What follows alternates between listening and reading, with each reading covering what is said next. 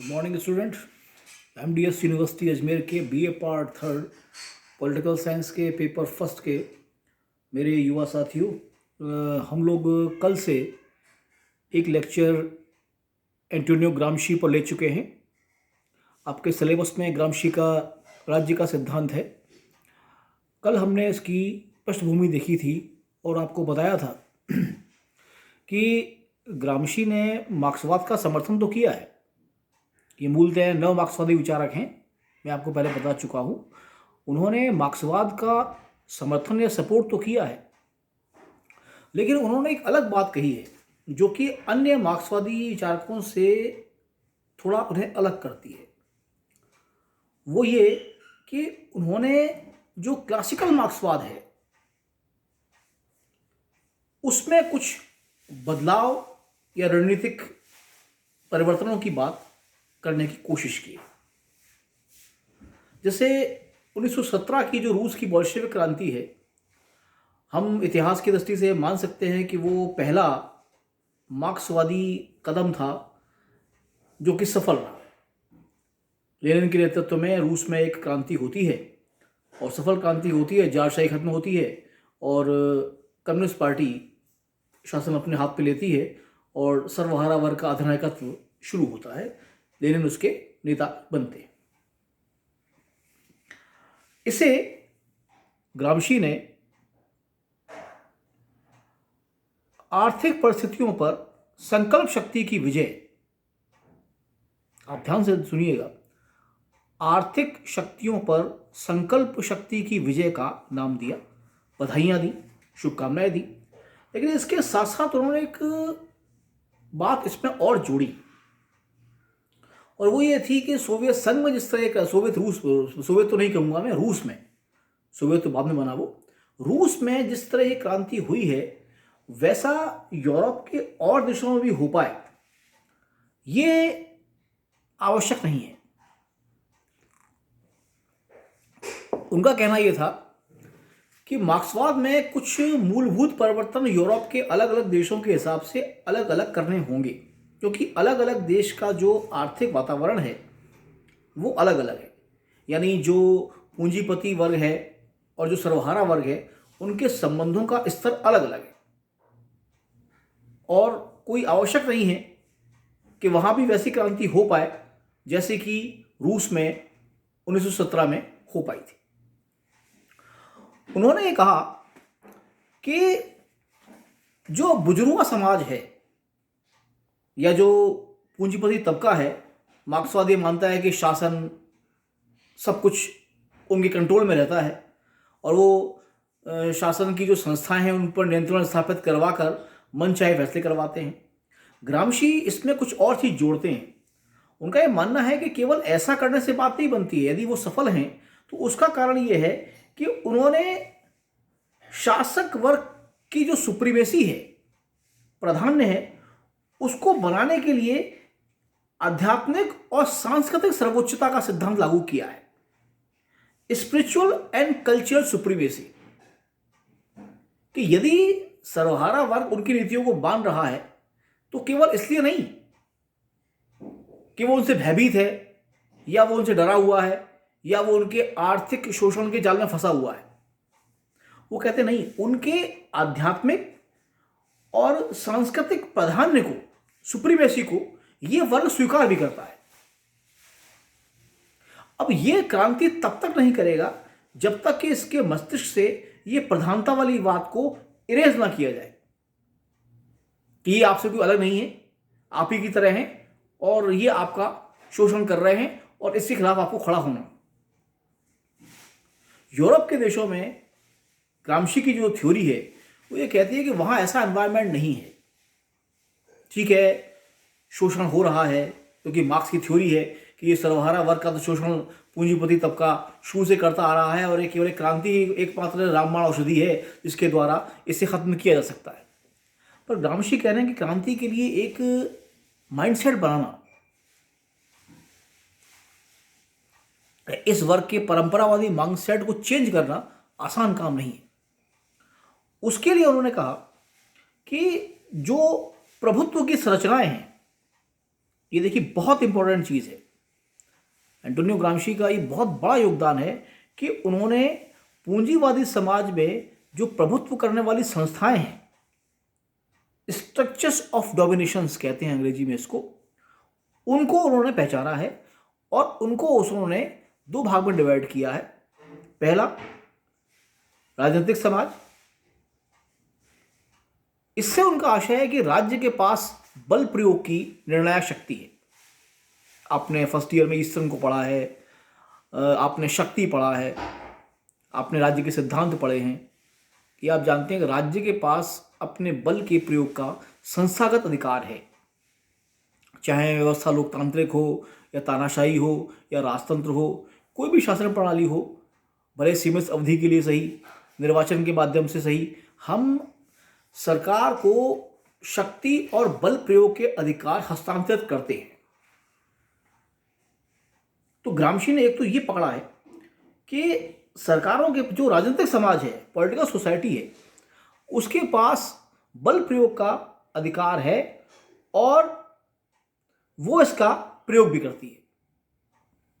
दूसरा उन्होंने जो नाम दिया है पूंजीवादी समाज की जो संरचना है उसमें, वो उन्होंने दिया है नागरिक समाज, यानी सिविल सोसाइटी। देखिए ये महत्वपूर्ण है। उन्होंने ये कहा कि ये जो सिविल सोसाइटी है, ये जो नागरिक समाज है, ये अपने प्रभुत्व को स्थापित करने के लिए सहमति का सहारा लेता है।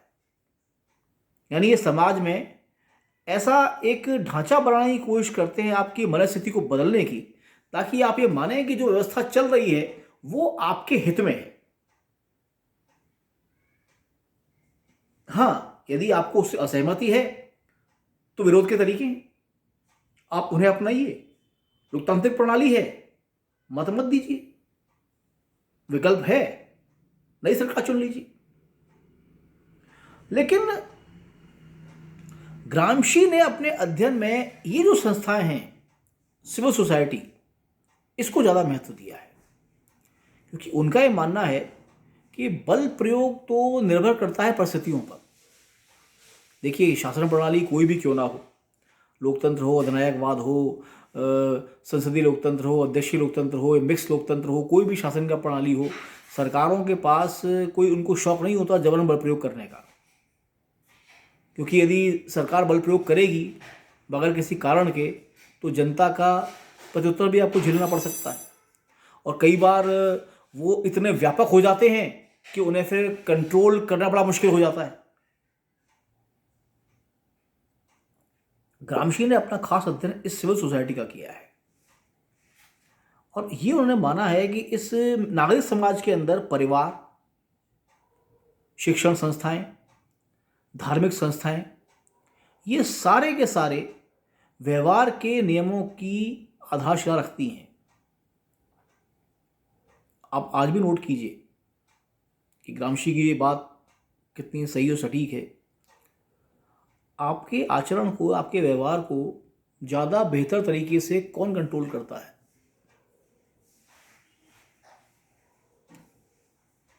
सरकारी नियम कायदे कानून या आदेश, या इसके अलावा आपका जो सोशल एनवायरनमेंट है, इसमें परिवार भी आ रहा है, धार्मिक संस्थाएं भी आ रही हैं, नियम कायदे कानून भी आ रहे हैं, सोशल एंड कल्चरल। जवाब आपको मिल जाएगा। ज़्यादा परेशान ना हो, माथे पर बल ना डालें। ये संस्थाएं आपको ज़्यादा कंट्रोल करती हैं और ग्रामशी मानते हैं कि ये जो संरचनाएं हैं, ये समाज के अंदर जो परंपरावादी बुर्जुआ समाज है, जो मूलतः पूंजीवाद का सपोर्टर है, समर्थक है, ये आपकी मनस्थिति को ऐसा बना देती हैं कि आप उसके खिलाफ विद्रोह की सोचते भी नहीं है। उदाहरण आप लीजिए, हम अपने समाज से तुलना करें, आपको ऐसी बहुत सी खामियां, बहुत सी कमियां अपने समाज में दिखाई देंगी। स्पष्ट तौर से आप मानेंगे वे गलत हैं। लेकिन जब स्थिति वो आती है कि आपको उनके खिलाफ खड़ा होने में कोई एक्शन लेना पड़ जाए, वहां पीछे हटने की कोशिश करते हैं। आप देखते हैं अपने परिवार की तरफ, यार यदि मैंने ऐसा कर दिया तो इसका मेरी फैमिली पे क्या इम्पैक्ट आएगा, मेरे बारे में लोग क्या सोचेंगे। समाज में जिंदा रहना है, मेरा बहिष्कार हो गया तो लोगों ने मुझसे बात करनी बंद कर दी तब। और ये चीज़ें घुला मिलाकर अंततः आपके व्यवहार को उसी पहले की स्थिति पर ले जाती हैं जहां पर आप थे। ग्रामशी ने इसको पकड़ा है और उनका मानना है कि ये जो बुजुर्गा तत्वों का प्राधान्य है, सुप्रीमेसी है, यदि इसको खत्म करना है तो उसका एक ही तरीका है कि समाज में इन संरचनाओं पर नियंत्रण स्थापित किए जाएं और जो हिंसक ना हो। बल्कि देखिए, समाज का सहयोग कभी भी आप दबाव के माध्यम से प्राप्त नहीं कर सकते। आप उदाहरण लीजिए, हम भारत की बात करते हैं, दिवाली पर रात के 10 बजे के बाद पटाखे चलाना कोर्ट का निर्देश है, आदेश नहीं है कि पोल्यूशन के कारण बंद किया जाए। क्या होता है? पर देखिए, जब से आदेश आया है कम तो हुआ है, बंद नहीं हुआ, क्योंकि लोग इसको जोड़ते हैं अपनी सांस्कृतिक पहचान से कि भाई हमारा त्यौहार है, मनाएंगे। कानून कई बार, मैंने आपको बताया, राजनीतिक समाज के पास कानूनी शक्ति है, लेकिन प्रधानता जो है वो इस सिविल सोसाइटी की है। तो ग्रामशी मानते हैं कि इस पर कंट्रोल करने के साथ ही राज्य आपके नियंत्रण में आएगा, और इस पर नियंत्रण आप हिंसा के माध्यम से नहीं कर सकते। जैसे उनकी बड़ी अच्छी थ्योरी है, इंग्लिश में एक कहानी है पुरानी, एक टर्म आती है, एक पक्षी का नाम है फिनिक्स। फिनिक्स की कहानी ये है कि ये ऐसा पक्षी है जो जल जाता है, फिर अपनी राख से दोबारा जन्म लेता है। तो ग्रामशी ने मार्क्स के सिद्धांत को थोड़ा अलग रखा है कि हम ये मान के चलते हैं कि पूंजीवाद को खत्म कर देने से उसकी राख से अपने आप ही समाजवाद खड़ा हो जाएगा। नहीं, ग्रामशी का मानना यह है कि हो सकता है कि पूंजीवाद की राख से कोई नया पूंजीवाद खड़ा हो जाए। और अफ्रीकी देश तो इस बात की मिसाल है कि वहां किसी सैनिक तानाशाह ने लोकतंत्र के नाम पर सरकार को हटाया, लोकतंत्र की रक्षा के नाम पर, और खुद तमाशा बन के बैठ गए और फिर नहीं हटे, और उन्हें जिससे दूसरे ने हटाया अब वो बन गया। तो ग्रामशी का यह मानना यह है कि जो राज्य का जो संदर्भ है उसमें नागरिक समाज के भीतर की जो संस्थाएं हैं उनके अंदर यदि साम्यवादी अपनी पहुंच बना पाएंगे तो वो समाज में स्थायी परिवर्तन का एक माध्यम बन पाएगा। वो मूलतः मानवतावादी हैं, ह्यूमनिस्ट हैं, और किसी भी तरह के नृशंस शासन तंत्र के खिलाफ थे जो कि उस समय यूरोप में लोकप्रिय था, चाहे नाजीवाद हो या फाजीवाद हो, वो उनके खिलाफ थे। और इसके स्थान पर वो बल प्रयोग मूलक समाज, कोरेसिव स्टेट के स्थान पर संस्थाओं के लोकतांत्रिकरण की बात करते थे। हालांकि आप ध्यान रखिएगा, मार्क्सवाद में लोकतांत्रिकरण के लिए बहुत कम स्थान है। तो ये ग्रामशी के आज संबंधी विचार हमने आज देखे। Thank you very much.